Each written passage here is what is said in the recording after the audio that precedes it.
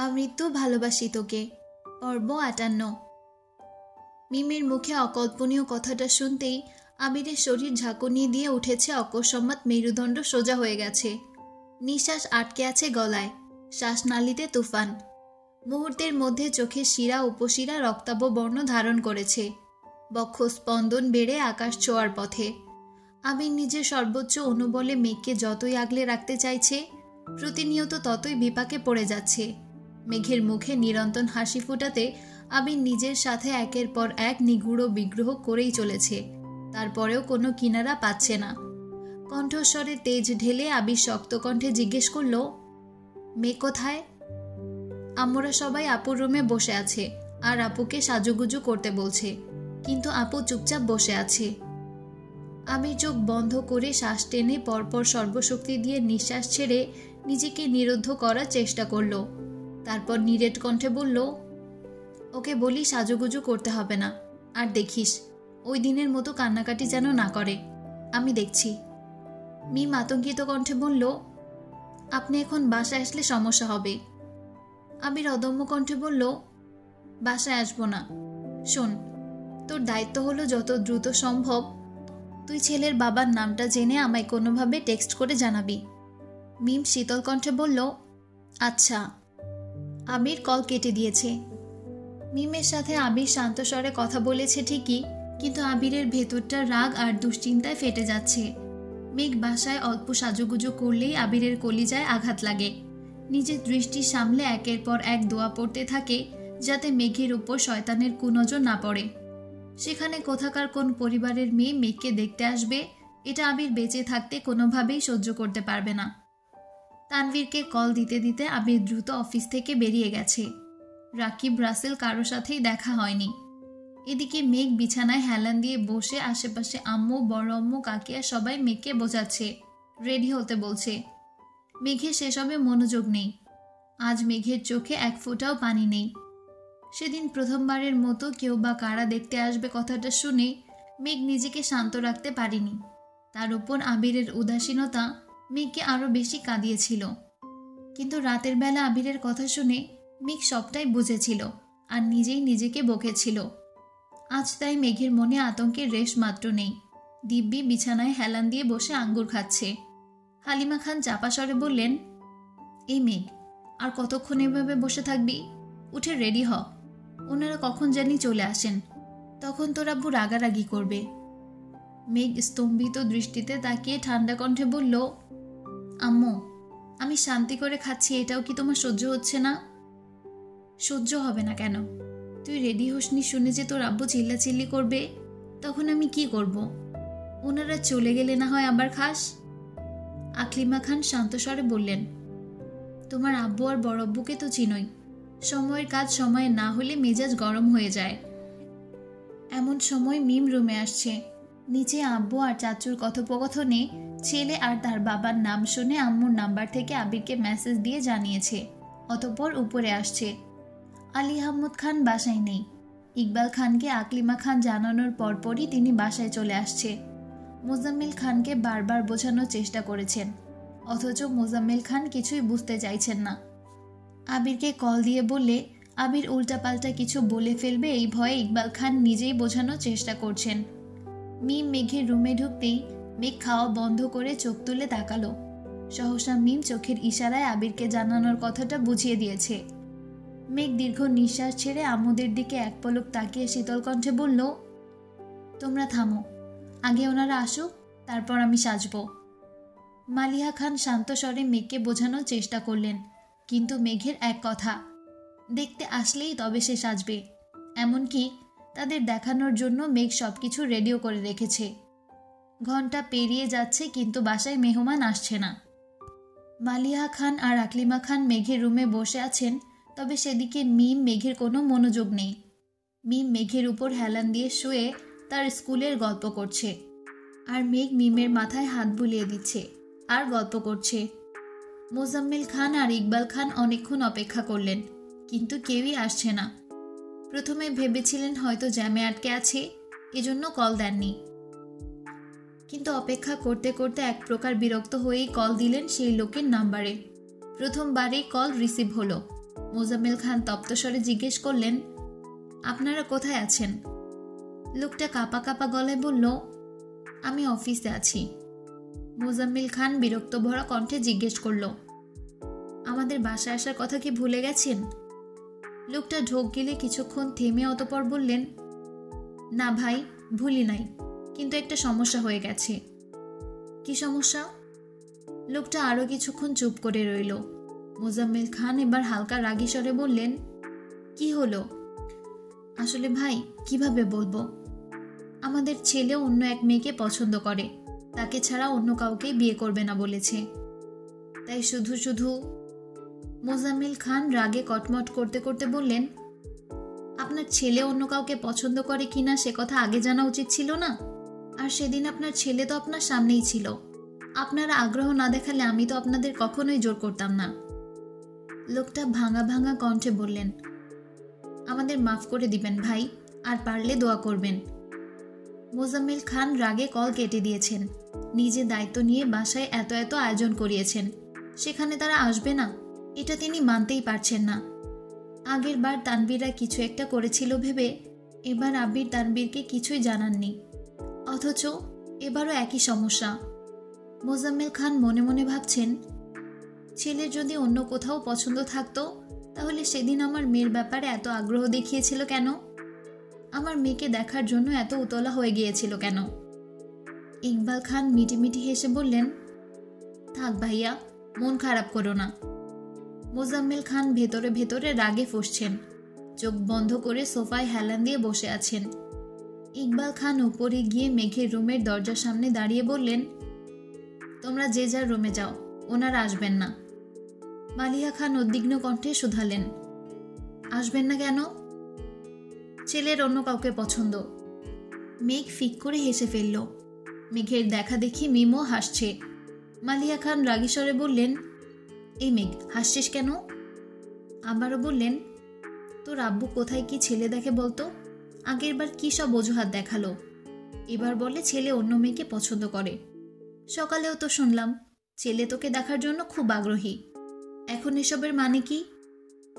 মেঘ বড় আম্মুর দিকে তাকিয়ে মৃদু হেসে মনে মনে আওড়ালো, শাশুড়ি আম্মু, ওই ছেলের আমাকে দেখার আগ্রহ থাকলে কি হবে? তোমার ছেলের তো বিন্দুমাত্র আগ্রহ নেই। তোমার ছেলে সবার সামনে যতই স্বাভাবিক থাকুক না কেন, আড়ালে ঠিকই আমাকে নিয়ে ভাবে। আর আমি শিওর ওই ছেলের গার্লফ্রেন্ড আজই আবিষ্কৃত হয়েছে, আর সেটা তোমার ছেলেই করেছে। মালিয়া খান শীতল কণ্ঠে বললেন, কিরে, কি ভাবছিস? ওনারা আসেনি বলে মন খারাপ করছিস? মেঘ সশব্দে হেসে বলল, না গো, আমি ভাবছি তোমরা কত কষ্ট করে সারাদিন রান্না করলে, এই খাবারগুলো কিভাবে খেয়ে শেষ করব? মালিয়া খান আর আকলিমা খান ভ্রু কুঁচকে তাকিয়ে আছেন। ইকবাল খান নিঃশব্দে হেসে রুম থেকে বেরিয়ে গেছেন। মেঘ মিমকে উদ্দেশ্য করে বলল, আমার ফোনটা দে তো, ভাইয়া আর আবির ভাইকে কল দিয়ে আসতে বলি, একসাথে খাবো। মিম ড্রেসিং টেবিলের সামনে থেকে ফোন এনে মেঘকে দিল। মেঘ তানভীর আর আবির দুজনকেই কল দিয়েছে, তবে ছেলের ব্যাপারে কিছু বলেনি, শুধু খাবার খেতে দাওয়াত দিয়েছে। মেঘের ফাজলামো দেখে মালিয়া খান আর আকলিমা খান দুজনেই চুপচাপ বেরিয়ে গেছেন। ওনারা চলে যেতেই মেঘ আর মিম নিজেদের মধ্যে ফিসফিস শুরু করে দিয়েছে। সন্ধ্যের আগে আগে আবির বাসায় আসছে। পরনে ছায় রঙের শার্টের হাতা কনুই অবধি ফোল্ড করা, বুকের ওপরে বোতামটা খোলা, অগোছালো চুল, শ্যামবর্ণের চেহারা ঘামে চিকচিক করছে। এক হাত পকেটে, অন্য হাত স্বাভাবিক রেখে বাসার ভেতরে ঢুকেছে। সোফায় মোজাম্মেল খান বসে আছেন, ওনার পাশেই হালিমা খান দাঁড়িয়ে আছেন। মোজাম্মেল খান অতর্কিতে নিজের মনের ভেতরের ক্ষোভ প্রকাশ করছেন, আর হালিমা খান চুপচাপ দাঁড়িয়ে সেসব শুনছেন। মালিহা খান যে যার রুমে, ইকবাল খান একটা কাজে বেরিয়েছেন। আবির স্বাভাবিক ভঙ্গিতেই সিঁড়ি পর্যন্ত এগিয়ে গেল। এক পলক মামুনির দিকে তাকিয়ে কোমল কণ্ঠে বলল, মামুনি, এক কাপ কফি করে দিবা প্লিজ? হালিমা খান আবিরকে খানিক দেখে সঙ্গে সঙ্গে বললেন, তুই ফ্রেশ হয়ে নে, আমি কফি বানিয়ে পাঠাচ্ছি। পাঠাতে হবে না, আমি ফ্রেশ হয়ে নিচে আসতেছি। আবির সচরাচর নিজের কফি নিজেই করে। সকালে মাঝে মধ্যে মালিয়া খান নয়তো হালিমা খান করে দেন। আজ মূলত মোজাম্মেল খানের জন্যই অসময়ে মামুনির কাছে কফি চাইছে আবির। যাতে মোজাম্মেল খানের চিল্লাচিল্লিটা কমে। আমির দুটো সিঁড়ি উঠতেই মোজাম্মেল খান আর চোখে আবিরকে দেখে গম্ভীর কণ্ঠে জিজ্ঞেস করলেন, কোথায় ছিলে? আমির স্বাভাবিক কণ্ঠে বলল, অফিসে। কেন? তানভীর কোথায়? আমিরের ভাবলেশহীন জবাব, আমি কি জানি। মোজাম্মেল খান সূক্ষ্ম নেত্রে আবিরের দিকে তাকিয়ে আছেন। আবির মৃদু হেসে বলল, আমি কি যাব চাচ্ছু? যাও। হালিমা খান কফি করতে রান্নাঘরে চলে গেছেন। মোজাম্মেল খান সোফায় চোখ বন্ধ করে বসে আছেন। আমিরের কথাবার্তা খুব স্বাভাবিক, সন্দেহজনক কিছুই চোখে পড়েনি। তানভীর জানলে এতক্ষণে সে অবশ্যই রিয়্যাক্ট করত, অথচ তানভীরও এখন পর্যন্ত শান্ত। সারা দিন বাসায় ফেরেনি, বাসার কারোর সাথে ফোনে কথা বলতেও তিনি দেখেননি। তার মানে তানভীরও কিছু জানে না। মোজাম্মেল খান দীর্ঘ নিঃশ্বাস ছেড়ে মনে মনে বললেন, তানভীর আবির কিছু না জানলে এমনটা হলো কিভাবে? তাহলে কি সত্যি ওই ছেলের অন্য জায়গায় পছন্দ আছে? আবির কিছুক্ষণের মধ্যে ফ্রেশ হয়ে শার্ট পাল্টিয়ে টি শার্ট আর ট্রাউজার পরে নিচে আসছে। মোজাম্মেল খান তখনও সোফায় বসা, তাই আবির সোফায় না বসে সরাসরি রান্নাঘরে চলে গেছে। কফির কাপ নিতে নিতে ধীর কণ্ঠে জিজ্ঞেস করল, কিছু হয়েছে নাকি? হালিমা খান তপ্ত স্বরে বললেন, না, তেমন কিছু না। মোজাম্মেল খানের কড়া নিষেধ আবির কিংবা তানভীরের সামনে মেঘের বিয়ে সম্পর্কিত কোনো আলোচনা যেন না হয়। আবির সবটাই জানে, তবুও নিজেকে স্বাভাবিক রাখার চেষ্টা করছে। আবির মোজাম্মেল খানকে খানিকক্ষণ পরখ করে শক্ত কণ্ঠে বলল, চাচ্চুকে অতিরিক্ত টেনশন করতে বারণ করো। মেয়ের বিয়েই হলো না, এখনই চুল পাকিয়ে ফেলতেছেন, লোকে কি বলবে? আমিরের দুষ্টামি বুঝতে পেরে হালিমা খান মৃদু হেসে বললেন, আমাকে বলছিস কেন? তুই গিয়ে বল। আমির হাতে কফির কাপ নিয়ে এগিয়ে যেতে যেতে ডাকল, চাচ্চু। মোজাম্মেল খান আবিরের দিকে সরাসরি তাকিয়ে আস্তে করে বললেন, বলো। আবির ঠোঁট বেঁকিয়ে হেসে বলল, মামুনি বলতেছে আপনার চুল নাকি পেকে যাচ্ছে, আপনাকে এখন আর আগের মতো ভালো লাগে না। মোজাম্মেল খান অনুচ্ছ হেসে বললেন, তাই নাকি? এর মধ্যে হালিমা খান রান্নাঘর থেকে তেড়ে এসে আবিরের হাতে আস্তে করে থাপ্পড় দিয়ে বললেন, এই ফাজিল, আমি কখন এই কথা বললাম? আবির অনিশ্চয়তা স্বরে জবাব দিল, তুমি মনে মনে ভাবছিলে, ওইটাই চাচুকে জানালাম। হালিমা খান রাগি রাগি মুখ করে আবিরের দিকে তাকিয়ে আছে। মোজাম্মেল খান আবির আর হালিমা খান দুজনের দিকে কিছুক্ষণ দেখে গুরুভার কণ্ঠে বললেন, তাহলে আমার এখন কি করতে হবে? আবির ঢোক গিলে উষ্ণ স্বরে বলল, সবসময় হাসি খুশি থাকবেন, সবার সাথে স্বাভাবিকভাবে কথা বলবেন, নিজেকেও সময় দিবেন, সাথে মামনিকেও। বাকিটা মামনি বলবে। আমি এখন পালাই। আবির টেবিলের উপর কাপ রেখে সিঁড়ি দিয়ে ছুটছে। মোজাম্মেল খান ঠোঁটে অস্পৃশ্য হাসি রেখে হালিমা খানের দিকে তাকালেন। আবিরের অকপটে বলা কথাগুলো হালিমা খানের মনের অন্তরালে লুকানো অব্যক্ত অনুভূতি। হালিমা খান স্বচ্ছ দৃষ্টিতে আবিরের দৌড় দেখছেন। 2-3 সিঁড়ি ফাঁক দিয়ে দ্রুত উঠছে ছেলেটা। ওর উপরে ওঠা তারা দেখে মনে হচ্ছে সবেমাত্র কাউকে আঘাত কিংবা নিহত করে আসছে। আশেপাশে মসজিদে মাগরিবের আজান পড়েছে। মোজাম্মেল খান বসা থেকে উঠে উচ্চস্বরে ডাকল, আবির, নামাজে যাবে না? আবির নিজের রুমে যেতে যেতে বলল, টুপি নিয়ে আসছি। মোজাম্মেল খান অজু করে আবিরের জন্য অপেক্ষা করছেন। আবিরও অজু করে মাথায় টুপি দিতে দিতে নিচে আসছে। বাসায় আর কেউ নেই, তাই আমির আর মোজাম্মেল খান একসঙ্গে নামাজের জন্য বেরিয়েছেন। মোজাম্মেল খান যেতে যেতে হঠাৎই গম্ভীর কণ্ঠে জিজ্ঞেস করলেন, তানভীর কি নামাজ পড়ে? ফজরে না হয় উঠতে পারে না, বাকি ওয়াক্ত কি পড়ে? আবির নিরুদ্দেশ কণ্ঠে বলল, আমি সবসময় নামাজের কথা বলি, কিন্তু বাইরে ঠিকমতো নামাজ পড়ে কিনা জানি না। মোজাম্মেল খান ভারী কণ্ঠে বললেন, তুমি একটু বুঝিয়ে বলো। মোজাম্মেল খানের ভারী কণ্ঠে বলা কথাতে আবির কপাল কুঁচকালো। মোজাম্মেল খানের মস্তিষ্কে যখন যা আসে তাই করে।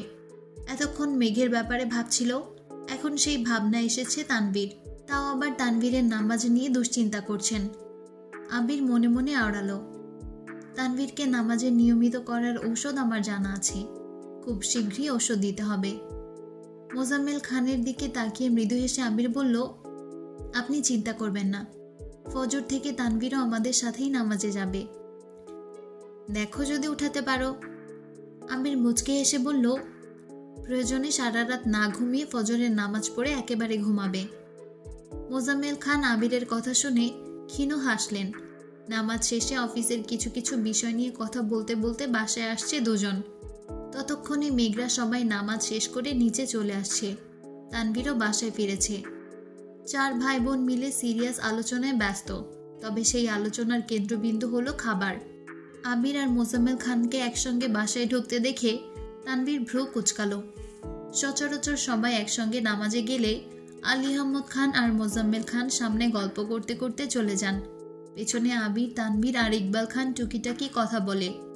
তানভীর না থাকলে আবির আর ইকবাল খান একসঙ্গে যান।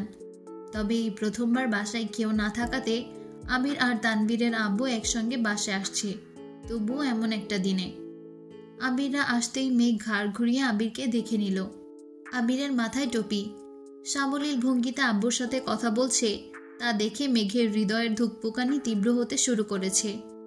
মালিয়া খান খেতে ডেকেছেন, তাই আলী আহমদ খান আর ইকবাল খান ব্যতীত বাকি সবাই গিয়ে খেতে বসেছে। রাকিবের নাম্বার থেকে তানভীরের ফোনে বারবার কল আসতেছে। তানভীর রিসিভ করে স্বাভাবিক কণ্ঠে বলল, হ্যাঁ রাকিব ভাইয়া, বলো। আবির কোথায় রে? পাশেই আছে, খেতে বসছে। আবির বিকালে কাউকে না বলেই হুট করে অফিস থেকে চলে গেছে। তারপর থেকে কল ধরছে না। কি হয়েছে? সবকিছু ঠিক আছে? হ্যাঁ একদম। ভাইয়ার ফোন রুমে, মাত্র নামাজ থেকে এসে খেতে বসেছে। তাহলে অফিস থেকে হুট করে চলে গিয়েছিল কেন? খাওয়া দাওয়া শেষ করি, তারপর তোমার সাথে দেখা করে বলবো। আচ্ছা ঠিক আছে। সবাই সবার মতো খাচ্ছে, কারো মুখেই প্রয়োজনের বাইরে কোনো কথা নেই। তানভীর একটু পরপর আবিরকে ইশারায় এটা সেটা বোঝাচ্ছে আর প্রশ্ন করছে, তবে মোজাম্মেল খান তাকালেই চুপ হয়ে যায়। খাওয়া দাওয়া শেষ করে আবির আর তানভীর বেরিয়েছে। যদিও আবির যেতে চাচ্ছিল না, কিন্তু তানভীর এক প্রকার জোর করেই নিয়ে গেছে। রাকিব আর রাসেল অফিস থেকে বেরিয়ে প্রতি সপ্তাহে সেই সুপরিচিত আড্ডাখানায় আবিরের জন্য অপেক্ষা করছে। আমির এসেই চুপচাপ বসে পড়েছে। মালিহা খান জোর করে একটু বেশি খাইয়েছেন, তাই এত নড়াচড়া করতে ভালো লাগছে না। এমনকি আবির বাইক নিয়েও আসেনি, তানভীরের বাইকে এসেছে। রাকিব আবিরকে দেখে উদ্বিগ্ন কণ্ঠে জিজ্ঞেস করলো, কিরে, কি হয়েছে তোর? অফিস থেকে কোথায় চলে গিয়েছিলি? আবির ঠান্ডা কণ্ঠে বলল, আজ ওকে আবার দেখতে আসার কথা ছিল।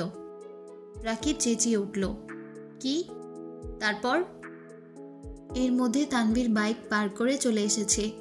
এসেই রাকিবের সামনে রাখা একটা চেয়ারের উপর নিজের ডান পা তুলে ডান হাতের 3 আঙ্গুল ভাঁজ করে বাকি 2 আঙ্গুল রাকিবের কপালের কিছুটা উপরে মাথায় ধরে রাগান্বিত কণ্ঠে চিৎকার করল, হারামির বাচ্চা, বিয়ে করার খুব শখ তোর?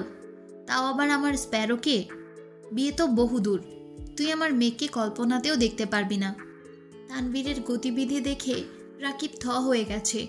চা বিক্রেতা মামাও আটকে উঠেছেন। আশেপাশের কয়েকজন বিস্ময় সমেত তাকিয়ে আছে। আবির চেয়ারে হেলান দিয়ে বসে মিটিমিটি হাসছে। রাকিব ঢোক গিলে কিছু বলতে যাবে, তার আগেই তানভীর বাজখায় কণ্ঠে আবারও বলে উঠল, don't say anything, I don't want to here anything from your mouth. যদি তোর মুখ থেকে একটা শব্দ বের হয়, তবে তোর বাপ এখানে এসে শুধু তোর লাশটাই পাবে। রাকিব নিষ্পলক দৃষ্টিতে তানভীরের ক্রোধিত চেহারার পানে চেয়ে আছে। তানভীরের চোখে মুখে হাসি উপচে পড়ছে, তবুও নিজেকে শক্ত করে রাখার চেষ্টা করছে। রাসেল অবাক চোখে সব দেখছে। অকস্মাৎ রাকিব হাসতে শুরু করলো। তানভীর তখনও রাগের লুক করে চেয়ে আছে। আবির গুরুভার কণ্ঠে বলল, তোর নাটক দেখানোর জন্যই জোর করে আমায় নিয়ে আসছিস, তাই না? রাকিব হাসতে হাসতে বলল, চিন্তা করিস না, সেরা অভিনেতার পুরস্কার এবার তুই পাবি। ওদের হাসি দেখে তানভীর নিজের হাসি আটকে রাখতে পারল না। হাসতে হাসতে রাকিবের মাথা থেকে হাত সরিয়ে চেয়ার থেকে পা নামিয়ে টিস্যু দিয়ে চেয়ারটা মুছে বসল। শুকনো গলায় ঠোক গিলে আহত স্বরে বলল, ইস, আমাকে কেন থামালে? রাকিব তখনও হেসেই যাচ্ছে। হাসি কিছুটা কমিয়ে বলল, পেছনে তাকিয়ে দেখ, মানুষ যেভাবে তোকে দেখছে মনে হচ্ছে পুলিশের আসতে বেশি দেরি হবে না। তানভীর অকস্মাৎ পেছনে ফিরে তাকালো। প্রায় 15-20 জন লোক দাঁড়ানো, দৃষ্টিতে আতঙ্ক। তানভীর থতমত খেয়ে বলল, এ ভাই, আমি কিছু করি নাই। লোকজন এখনো নিশ্চুপ দাঁড়িয়ে আছে। তানভীর ভ্রু কুঁচকে উচ্চস্বরে বলল, বিশ্বাস করুন, আমি কিছু করিনি। দেখুন, আমার হাতে কিচ্ছু নাই। আবির আর রাকিব হাসতে হাসতে ক্লান্ত হয়ে যাচ্ছে। চা বিক্রেতা মামা মৃদুস্বরে বললেন, আরে কোনো সমস্যা নাই, ওরা সবাই ভাই ভাই, এমনিই মজা করতেছে, আপনারা যান। আস্তে আস্তে মানুষ চলে যাচ্ছে। যেতে যেতেও বারবার তানভীরকে দেখছে। কয়েকজন এখনো ঠায় দাঁড়িয়ে আছে। তানভীর তাদের দেখে বিড়বিড় করে বলল, আমাকে দেখেই এত ভয় পাচ্ছে, ভাবছি ভাইয়াকে দেখলে তাদের কি হতো। রাসেল চোখ মুখ কুঁচকে জিজ্ঞেস করল, আবির কি আজ নিজের রূপ দেখিয়ে ফেলেছে? মিনহাজদের ঘটনায় আমি কত কষ্টে আবিরকে আটকেছিলাম, তারপর পারলাম না, সেই তো গিয়ে অ্যাক্সিডেন্ট করলো। রাকিব শান্ত স্বরে জিজ্ঞেস করল, আবির কি এভাবেই হুমকি দিয়েছিল তানভীর? তানভীর মেকি স্বরে বলল, দূর, এটা তো শুধু ট্রেলার ছিল। রাকিব আর রাসেল বিস্ময় সমেত দৃষ্টিতে আবিরের দিকে তাকিয়ে আছে। আবির স্বাভাবিক কণ্ঠে বলল, আমাকে এভাবে দেখার কি আছে? দেখছি তুই ঠিকঠাক আছিস কিনা। আমার আবার কি হবে? না কিছু না, তা এভাবে আর কতদিন? জানি না। রাকিব ঠাট্টা কণ্ঠে বলল, তোদের জন্য প্রতিনিয়ত আমার সংসারে ঝগড়া হয়। আবির ভ্রুকুচকে বলল, আমরা কি করলাম? তুই কি করিস নাই? মেঘকে তুই ইচ্ছে করেই কষ্ট দিচ্ছিস। মেঘের ভালোবাসা বুঝতেছিস না। সেদিন তো রিয়া রাগে বলতেছে মেঘকে তার কাজিনের বউ করে নিয়ে যাবে। আবির অগ্নিদৃষ্টিতে তাকিয়ে গম্ভীর কণ্ঠে বলল, রাকিব, তোর বউকে সামলে রাখিস। উল্টাপাল্টা কথা বললে তোর বউকে মেরে তোকে বিপত্নিক করে ফেলব। রাকিব মৃদুস্বরে বলল, এমন করিস না ভাই, আমার একটাই বউ। তানভীর সশব্দে হেসে বলল, তোমাদের তো একটা হলেও আছে অন্তত, বলতে পারো, সে আমার। এদিকে আমার যে একটাও নেই। আবির গম্ভীর কণ্ঠে বলল, থাকবে কিভাবে? নির্বোধের মতো কোথাকার কোন মেয়ের প্রস্তাবে রাজি হওয়ার সময় মনে ছিল না? খোঁজ খবর না নিয়ে ধুম করে প্রেমে পড়ে গেছিস। আসছে আমার প্রেমিক পুরুষ। তানভীর মন খারাপ করে বলল, তখন না হয় আমি নির্বোধ ছিলাম, এখন তো বোধ হয়েছে আমার, আর ঠিকঠাক কাউকে পছন্দ করেছি। তাহলে তাকে কেন পাচ্ছি না? আবির শক্ত কণ্ঠে বলল, নামাজ পড়িস কয়ক্ত? আল্লাহর কাছে কতবার তাকে চাস? মাঝে মাঝে চাই। তাহলে আর কি, মাঝে মাঝেই আসবে। তানভীর কপাল গুটিয়ে ফোঁস করে শ্বাস ছাড়ল। আবির ভারী কণ্ঠে বলল, দেখ তানভীর, তুই ফজর থেকে আমার সাথে নামাজে যাবি। কাল থেকে যদি এক ওয়াক্তও নামাজ মিস করিস, তাহলে তোর না হওয়া প্রেমিকার কাছে তোর নামে অপপ্রচার করব। তানভীর নিরেট কণ্ঠে বলল, কি? আবির খানিক হেসে বলল, তাছাড়া আমি আমার শ্বশুর আব্বাকে কথা দিয়েছি, সেই কথা তো আমাকে রাখতেই হবে। প্রয়োজনে তোকে কানে ধরে নিয়ে যেতেও আমার কোনো সমস্যা নেই। তানভীর ঠাট্টা স্বরে বলল, বাহ, শ্বশুরকে পটানোর ধান্দা নাকি? আবির নিঃশব্দে হাসল। রাকিব তানভীরের দিকে তাকিয়ে বলল, ওইখানে ঝামেলা সমাধান হয়েছে নাকি বেঁধে রেখে আসছিস? ভাইয়া গেলে বাধার প্রয়োজন পড়ে না, সবকিছু একদম সমাধান করে আসছি। রাসেল বলল, ঝামেলা কি বেশি হয়েছিল? তোমরা তো ভাইয়াকে চিনোই, বনুর ব্যাপারে সামান্যতম বিষয়ে যেই পরিমাণ ক্ষিপ্ত হয়, সেখানে বনুর বিয়ের বিষয় উঠে গেছে। কি হতে পারে ভাবো? সিচুয়েশন এতই খারাপ হয়ে গিয়েছিল যে হয় এসপার নয় ওসপার হয়েই যেত। তখন ছেলের বাবা আসছে। ওই অবস্থায় ছেলেকে বাঁচাতে ডিরেক্ট ভাইয়ের পায়ে ধরে ফেলতেছিল। তারপর তাড়াতাড়ি সরিয়ে সবকিছু মোটামুটি নর্মাল করেছি। এমন সময় আব্বু কল দিয়েছে।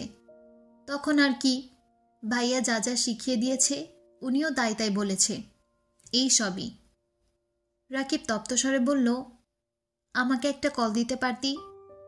আমি নিজেও জানতাম না, ভাইয়া আমায় ঠিকানা দিয়ে শুধু আসতে বলছে। আবির ঠান্ডা কণ্ঠে বলল, সেসব কথা বাদ দে, এখন বল কাজটা শেষ হয়েছে? রাকিব ধীর কণ্ঠে বলল, আমি যতটা সম্ভব চেষ্টা করছি, তুই রাতে সময় করে একটু দেখে নিস প্লিজ। আচ্ছা। ওরা চারজন বেশ কিছুক্ষণ আড্ডা দিয়েছে। তবে আজ বেশিরভাগ আলোচনা হয়েছে রাকিবের বিবাহিত জীবন নিয়ে। ঘণ্টাখানেক পর আবিররা বাসার উদ্দেশ্যে চলে গেছে। আলী আহমদ খান নিজের কাজ শেষ করেই বাসায় ফিরেই মোজাম্মেল খানকে ডেকেছেন। মোজাম্মেল খান আসতেই জিজ্ঞেস করলেন, ওনারা আসছিলেন? না ভাইজান। আসেনি কেন? সঠিক জানি না, তবে বলেছেন ছেলের অন্য মেয়েকে পছন্দ। তাহলে আর কি, আপাতত ছেলে দেখা বন্ধ করে কাজে মনোযোগ দে, সামনে ঈদ আসতে চলল। এবারের ঈদে আমি কিছু করতে পারবো না, যা করার সব আবির আর তানভীর করবে। আলী আহমদ খান চিন্তিত কণ্ঠে শুধালেন, ওরা কি পারবে? পারবে না কেন? বড় হয়েছে, দায়িত্ব নিতে হবে না? আচ্ছা বলে দেখিস, কিন্তু আপাতত ছেলে দেখা বন্ধ রাখ। মোজাম্মেল খান গম্ভীর কণ্ঠে বললেন, ঠিক আছে, রাখলাম বন্ধ, কিন্তু ভালো ছেলে পেলে অবশ্যই বাসায় নিয়ে আসব। আগে দেখ ভালো ছেলে পাস কিনা। মোজাম্মেল খান রাশভারী কণ্ঠে শুধালেন, তুমি কি আমার সঙ্গে ঠাট্টা করছো ভাইজান? আলী আহমদ খান মেকি স্বরে বললেন, ঠাট্টা করব না তো কি করব? এই বলিস ভালো ছেলে, পরিবার ভালো, অথচ ছেলে বাসা পর্যন্ত আসেই না। আমি কিভাবে বুঝবো ভালো নাকি খারাপ? মোজাম্মেল খান প্রখর তপ্ত স্বরে বললেন, ঠিক আছে, এরপর আমি গিয়ে ছেলেকে বাসায় নিয়ে আসব। আলী আহমদ খান উদাসীন কণ্ঠে বললেন, আচ্ছা, আসলে আমাকে খবর দিস। এদিকে মেঘ একটু পরপর বেলকনিতে যাচ্ছে, আবিরের জন্য অপেক্ষা করছে। হঠাৎ বাইকের শব্দ শুনেই বেলকনিতে ছুটল। তানভীরের পেছনে আবির বসা। আবিরকে দেখেই মেঘের মুখে হাসি ফুটল। আবির রুমে গিয়ে ফ্রেশ হয়ে বিছানায় ল্যাপটপ নিয়ে বসেছে। প্রায় 15-20 মিনিট পর মেঘ আসছে। ভেতরে না ঢুকে দরজায় হেলান দিয়ে দাঁড়িয়ে আবিরকে দেখছে। আবির পূর্ণ মনোযোগ দিয়ে কাজ করছে। হঠাৎ নিজের ফোন নিজে হাত বাড়াতেই মেঘকে নজরে পড়ল। মেঘের চোখে মুখে প্রশান্তির হাসি। আবির্ষিত দৃষ্টিতে আবিরকে দেখছে। আবির মেঘকে আপাদমস্তক দেখে উষ্ণ স্বরে বলল, কি ব্যাপার ম্যাম, বাহিরে দাঁড়িয়ে আছেন কেন? রুমে আসার জন্য কি আপনাকে আলাদাভাবে আমন্ত্রণ জানাতে হবে? মেঘ মুচকি হাসল। উত্তর না দিয়ে উল্টো প্রশ্ন করল, আজকের ছেলেটা কেমন ছিল? আবির নিঃশব্দে হেসে বলল, আপনি কেমন আশা করেছিলেন? রাজপুত্রের মতো। আবিরের আখি যুগল খানিক প্রশস্ত হলো। ঠোঁটের কোণে সহসা হাসি ফুটে উঠেছে। অতঃপর আবির স্বাভাবিক কণ্ঠে বলল, রুমে আসুন ম্যাম। না, আপনি কাজ করুন। আবির ল্যাপটপের দিকে এক পলক তাকিয়ে চাপা স্বরে বলল, রাত অনেক হয়েছে, ঘুমাতে যান। মেঘ শান্ত স্বরে বলল, ঘুম আসতেছে না। আবির আকস্মিক ভ্রুকুচকে সন্দেহের দৃষ্টিতে তাকিয়ে প্রশ্ন করল, কেন? আবিরের অভিপ্রায় বুঝতে পেরে ঠোঁটে হাসি রেখে মেঘ অত্যন্ত গুরুতর কণ্ঠে জবাব দিল, হবু জামাইটাকে খুব মিস করছি। আবির সঙ্গে সঙ্গে ল্যাপটপ বিছানায় ফেলে দাঁড়িয়ে হুঙ্কার দিয়ে উঠল, কি? মেঘ সশব্দে হেসে এক দৌড় দিয়ে নিজের রুমে চলে গেছে। আবির এগিয়ে গিয়ে রুমের দরজায় কিছুক্ষণ দাঁড়িয়ে রইল। মেঘের করা ছোট্ট ছোট্ট দুষ্টমিগুলো আবিরের বরাবরই খুব প্রিয়। আবির রুমে এসে আবারও কাজে মনোযোগ দিল। ঘণ্টাখানেক পর মেঘের নাম্বার থেকে একটা মেসেজ আসছে, মিস ইউ। অনেকটা নিচে লেখা হবু জামাই। আবির মেসেজটা দেখে আবারও হাসল। ঘড়িতে তখন 12টার উপরে বাজে। আবির রিপ্লাই দিল, ঘুম না আসলে সাদে চলুন, তানাদের সাথে আড্ডা দিয়ে আসি। 2 মিনিট বাদেই মেঘ মেসেজ দিল, আমি সাদেই আছি। আবির এক লাফে বিছানা থেকে নেমে দ্রুত দৌড়ে সাদে গেল। তানাদের প্রতি মেঘের এক আকাশ সমান ভয়, যার জন্য সন্ধ্যার পর আবিরের রুমটাও পার হয় না। আবিরের উপর রাগ করে একদিন রাতে সাদে এসে বৃষ্টিতে ভিজেছিল, আর আজ দ্বিতীয় দিন। আবির সাদে আসতেই মেঘ দীর্ঘ নিঃশ্বাস ছেড়ে গম্ভীর কণ্ঠে বলল, আমি কি আপনাকে বিরক্ত করেছি? মেঘের মাথা থেকে পড়ে যাওয়া ওড়নাটা আবির দুহাতে আবারও মাথায় তুলে দিল। লোকে বলে, রাত বিরাতে সাদে তানারা ঘোরাফেরা করে, তানাদের নজর যেন মেঘের উপর না পড়ে সেই ভয়েই আবির মেঘের কপাল পর্যন্ত ওড়না টেনে দিয়েছে। চিরচেরা গায়ের গন্ধ নাসা রন্ধে প্রবেশ করা মাত্রই মেঘের অন্তঃস্থলে শিহরণ জাগে। মৃদু আলোতে মেঘের দিকে তাকিয়েই আবির মোলায়েম কণ্ঠে বলল, মাঝে মাঝে বিরক্তি কি জিনিস বুঝতেই পারি না। মেঘ নিজেকে সামলে উত্তেজিত কণ্ঠে জিজ্ঞেস করল, ওই ছেলেটার সাথে দেখা করেছিলেন আপনি? আবির কপট রাগ দেখিয়ে বলল, ওই ছেলের ব্যাপারে কথা বলার জন্য আমার কাছে কোনো সময় নেই, আমি চলে যাচ্ছি। আবির ঘুরতেই মেঘ আবিরের হাত চেপে ধরল। আবির আর চোখে তাকাতেই মেঘ সঙ্গে সঙ্গে হাত ছেড়ে ধীর কণ্ঠে বলল, আপনি বলেছিলেন তানাদের সঙ্গে গল্প করবেন। আবির মনে মনে আওড়ালো, আমার যে আপনার সাথে কথা বলতে ইচ্ছে করছিল, তানারা তো বাহানা মাত্র। মেঘ আর আবির মুখোমুখি দুটো সিঙ্গেল সোফায় বসা, কারো মুখেই কোনো কথা নেই। মেঘ নীরবে বসে নিজের হৃদয়ের প্রবল ধুকপুকানি সহ্য করছে। ক্ষণে ক্ষণে আবিরের দিকে তাকাচ্ছে, তবে আবিরের নিগড় দৃষ্টি দেখে স্থির থাকতে পারছে না। কথা বলতে গিয়ে বারবার কথা গেলছে। ধীরে ধীরে শরীর ঘামতে শুরু করেছে। শ্বাসরুদ্ধকর পরিস্থিতি সামলে মেঘ আচমকা ডাকল, আবির ভাই। সুপরিচিত কণ্ঠস্বরের চিরচেনা জবাব, আবিরের মোহমায়ায় জড়ানো মেঘ বিমোহিত নয়নে আবিরকে দেখে ঢোক গিলে উষ্ণস্বরে জানতে চাইল, আব্বু এমন করছেন কেন? মেঘের আকুল কণ্ঠে বলা কথাটায় আবির নড়ে চড়ে বসল। ধীর কণ্ঠে বলল, জানি না। আপনি এভাবে আর কতদিন আমাকে বাঁচাবেন? জানি না। মেঘ একটু রাগী স্বরে বলল, আপনি কি কিছুই জানেন না? আবির মেঘের দিকে তাকিয়ে মলিন হেসে বলল, তোর কাছে একটা জিনিস চাইবো, দিবি? অমনি মেঘের হৃৎস্পন্দন বাড়তে শুরু করেছে। আবিরের আকুল আবেদনে মেঘের ভেতর তোলপাড় শুরু হয়ে গেছে। মেঘ তপ্ত স্বরে বলল, কি চান? সাহস। আবিরের কথা শুনে মেঘ আনমনেই হেসে ফেলল। লজ্জায় চিবুক খানিক নামিয়ে বলল, আপনি আমার কাছে সাহস চাচ্ছেন? আবির ঢোক গিলে শান্ত স্বরে বলল, হ্যাঁ চাইছি। কেন? নিজের করা ভুলগুলো প্রতিনিয়ত তাড়া করে আমায়। জানি না কখন কি হবে। যদি পারিস একটু সাহায্য করিস। কিসের ভুল? কি করেছেন আপনি? কিসের সাহায্য চাইছেন? আবিরের শানিত চাহনি মেঘের হৃদয়ে তোলপাড় আরো বাড়িয়ে দিচ্ছে।